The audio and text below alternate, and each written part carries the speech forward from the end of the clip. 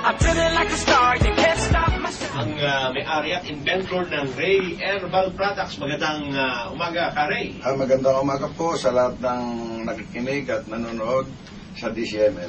Nagsimula pong gumawa si Ray ng mga halamang gamot mula nung magkakasakit siya ng diabetes at colon cancer. Out of necessity din, out of need. Dahil sa hirap ng buhay ay wala siyang sapat na pambili ng gamot. Kaya sa tulong ng mga halamang gamot, prutas at gulay ay himalang napagaling niya ang kanyang sarili. Nais pong ibahagi ni Ray ang kanyang imbensyon sa iba pang mga nahirapan dahil sa kanilang karamdaman, lalo na yung mga tatay. Taong 2000 nang kanyang ilabas ang King's Herbal, isang juice na nakakatulong sa paggamot sa diabetes, sakit sa puso at iba pa. Senior citizen na po si Ray, pero malakas pa rin dahil po sa kanyang mga herbal products. Paano kayo nag-research dito, Ray, nung nalaman nyo na meron na kayong diabetes at colon cancer? Alam po nyo, anong matuklasan ko po yun, ang stage 4 po ako agad. Sapagkat nag-umpisa lang po yan sa diabetic, nag-insulin na po ako noon, kung wala naman po sapat na pera at magsasaka lang ang abang yung lingkod at isang tindera sa Cloverleaf Market, talagang hindi ko kaya na magpakemo, hindi yun lang insulin, inuutang pa po namin.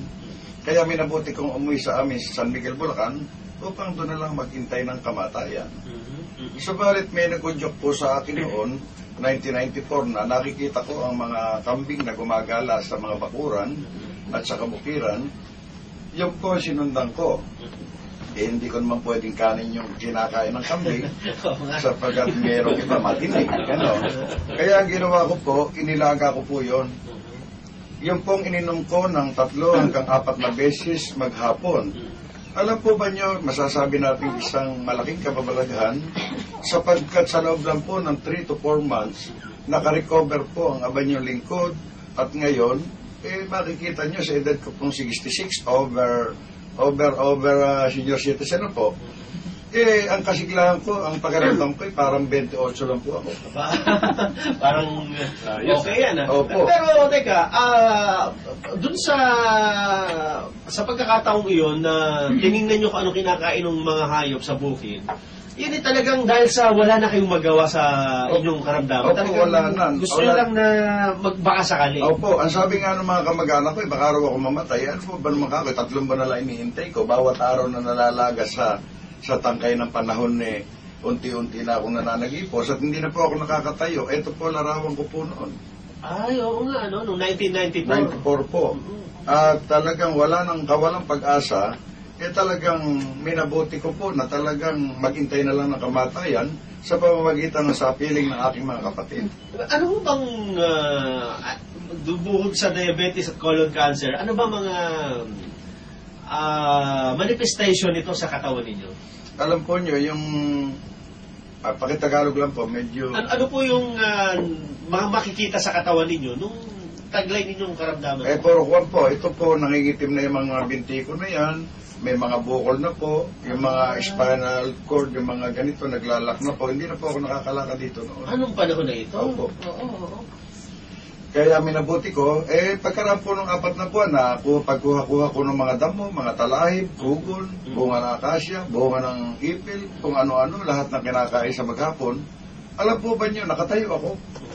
At yung mga bukol ko sa pamamagitan ng aking mga siko, wala. Hindi naman po ako isang manggagapot. Ako nga po pinagmamalaki ko pa sa buong mundo na ako'y undergraduate ng grade 4. Grade 3 lang po ako at hindi pa nakatapos ng grade 4. Ngayon, nung ako po kung mapapansin nyo, ito rin po yung pinilahan ng 4 na kilometro na 10 susunod na tao noong year 2000. Ako rin po ang dating inventor ng Glow Herbal sa Gulod. Talagang nagka-traffic dyan at ang talagang naging ng tao, mainam. Kayo pa pala nag-develop ng mga produkto na yun? Sapagkat nung araw po, masela ng aking kinalabasan sapagkat sa kabila nung wala akong pinag-aralan, ang aming hamon po noon, puro galing muna bago bayad. Year 2000. Sa matuli sabi po, ang abanyong lingkod hanggang sa humahamon ako sa iba-ibang challenge na mga iba-ibang samahan. Gaya po nito, lahat pag sinabi po ng doktor noon na puputulan, sasabihin ko huwag. Lumalaban po ako, yan ang mga pwede natin pakita yung address, at kung may mga alinlangan o may mga kritiko, po pwede nilang puntahan, pwede nilang i-research, pwede nilang imbestigahan. Kung talaga nangyari. Opo, hanggang ngayon mga kuwan po yan eh. Napakarami po yan. Pag sinabi ng doktor na puputulan, sabi ko huwag. Hindi naman napuputulan. Kaya nga po ang aking panawagan nga sa lahat ng nawawala ng pag-asa, bigyan ng pag-asa. Nandito po mga address. At kung sa mga yung sinabing natulungan ng herbal, libo na po. Sapagkat year 2000 po, pinilahan po ng 4 na kilometro yan, 10 tagapay na tao sa Barangay Gulod na Balichis. Kaya sa ngayon, sabi ko nga, sa mga nakaraang mga issue, hindi ako nakikisali tungkol doon sa pagbabago ng leveling ng product. Ayo, dun sa issue ngayon na... Opo, hindi po ako sumasakay dyan sapagkat yung akin, kumpleto ebidensya ako, hindi ako gumagamit ng endorsement, mismong yung tao po na natulungan ang siyang nagsasabi, sapagkat sa gaya ko po bawal akong magsabing yan daw bawal akong sinabing yan puro bawal. Pag isang herbalist nakatali ang kamay mo't bibig na magsabi na ito ay nakapagpapa inam na lang. Ganon. Kaya medyo... Depende na doon sa gumamit. pero kung yung gumamit... buhay na ebidensya. Opo, itong buhay na ebidensya, pwede po na puntahan ng isa-isa, libo-libo po yan. Paano sasabihin yung mga mapuputulan ng paigay hindi na mapuputulan? At kung may mga ibang katanungan at may kritiko, pwedeng ibigay ang number ko at haharapin ko kahit saan kami makarating. Kung mapatunayan na lahat ng dala ko na yan ay hindi totoo, kung ano mang parusa. Kung meron mang isang tao dito na pinapakita yun, yan, may pangalan, may pangalan, may address po. At hindi pala nangyari yan sa kanya, hinahamon nyo yung... Opo. At ito nga, sabi ko nga sa kanila, hindi ako kumukuha ng endorsement na isang artista. Mismo yung nakagamit. Kaya po ang naging patakaran namin sa pag-distribute ng Ray Herbal, kung sino po ang nakaranas ng kaginawahan, siya po ang magiging distributor. Hindi pwedeng ilagay sa isang networking kasi wala naman siyang alam doon. Kung siya nakagamit, halimbawa po nag-i-insulin siya, ngayon hindi na, siya mismo malakas niyang maisulong yung herbal na ito. Ang diferensya, yung kagaya ng mga topic nga po, ako hindi nagdaramdam na Tagalogin. Yung tinatawag na therapeutic claim. Approved. Ang term naman, ang pagkatagalog medyo malayo doon sa talagang English. Kahit na grade 3 ako, binasa ko sa dictionary, pala ako, ibig pakahulugan nun. No, therapeutic claim, ito'y hindi pa aprobadong gamot. Payag po ako doon. Pero yung nalagay, ito'y hindi pwedeng gamiting gamot. At hindi pwedeng ipalit. Kaya nga nabanggit ko nga po si Senator Flavier noon, isinulong niya ang herbal. Pinagtanim niya ang mga tao ng mga halamang herbal. Good. Ang sabi pa niya noon, ito ay alternative medicine. Ayun. Beka ko, pwede pala. Kasi tinawag na medicine. Opo. At ang herbal, kung mapapansin po nyo, mula sa aking katandaan na ilang henerasyon na rin ang buhay ng Abanyong Lingkod, yung banaba, saging, yung... Alam niyo ang ginagamit talaga, no? Mga Pilipino. Yun lang talbos ng bayabas nung magpatuloy ang Abanyong Lingkod. Yan ang antibiotic. Lahat siguro tayo. Ewan ko lang hindi tuloy. Kaya sabi ko, yung duhat, yung balat ng duhat, maibabahagi ko sa mamamayang Pilipino, lalo-lalo na sa mga magulang kung may psoriasis kayo. Balat lang ng duhat. Isipin niyo yan. Kaya sabi ko lahat ng hindi natutulungan ng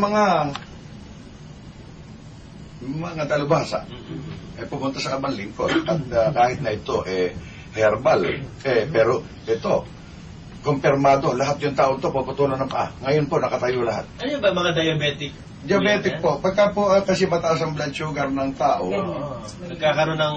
tingnan nyo ito, baka ito hindi nyo napatulan. Sapagkat ito lasog-lasog, gangrene. Kaya, ang sabi nila, kamukha po nito, sinlalaki na ng, tsaka ito, mga buhay na patotoo, na pwedeng yung, pag may nag-claim sa inyo na hindi totoo, pwedeng patawagin sa opisina namin at sila mismo pumunta doon sa mga address, ibibigay namin. Sapagkat ang totoo po niyan, marami nawawalan ng pag-asa. Pag pinutulan sa dine at pinutulan dine, pangatlong putol, wala nang matitira. sabi nga ng Kapampangan, may tena. Hindi, totoo po. Pagka nagkaputol-putol, kung nga sa maliit na sugat, pinutol, di lumaki, nilagari. Gano'ng kalaki sugat? Lalaki pa. Kaya nga sabi ko nga po, nananawagan ako sa mamamayang Pilipino na huwag mawalan ng pag-asa. Kaya nga po, mapapansin niyo yung aking slogan, ang kamatayan ay walang gamot, ngunit ang sakit may lunas. Sakit pa lang yan. Kung ako'y naniwala sa doktor na nagtaring sa akin, may tena. Siyempre, titigil na ako sa tuklas. Ngayon, pansinin po nyo, bagamat ang abanyong lingkod, over senior citizen na, pero, diyan ako babawi. Ang misis ko, 25 lang. May anak pa ako, isang taon kalahati. Akala ko anak niyo tayo. Sabi na ko pa, huwag naman gano'n. Opo. Ang galing, ano? Siguro, mamaya po, tatanungin namin sa ba makakontak itong mga panauhin namin. Kung gusto nyo magpagupit, magkonsulta sa herbalist, di ba?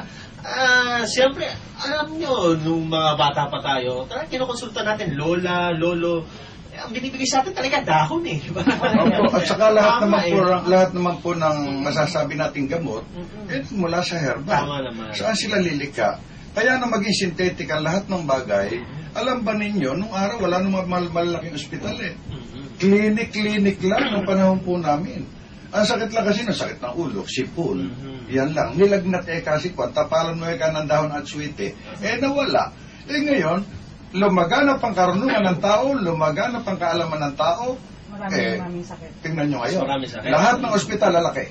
Tsaka hindi yun. Ang pagkakaalam ko, yung mga doktor din ngayon, na pag nagpakonsulta ka, ang binabasa rin nila, may mga herbal din Ako, resetahan ako, kumain ka ng talong, yung mga may, ganun na din, di ba? Natural na rin. Kumain ka ng upo. Mga ganun na din. So, doon din tayo papunta Dahil naintindihan natin na yung parang mga ganitong tanim, ito yung mas makakabuti sa ating kalusugan. Opo, lalo na po yung ibabahagi ko po, yung buto po ng avocado. Napakainam sa lahat ng uri. Pampalakas po ng immune system. Ang buto? Buto. Ano pong ginagawa doon?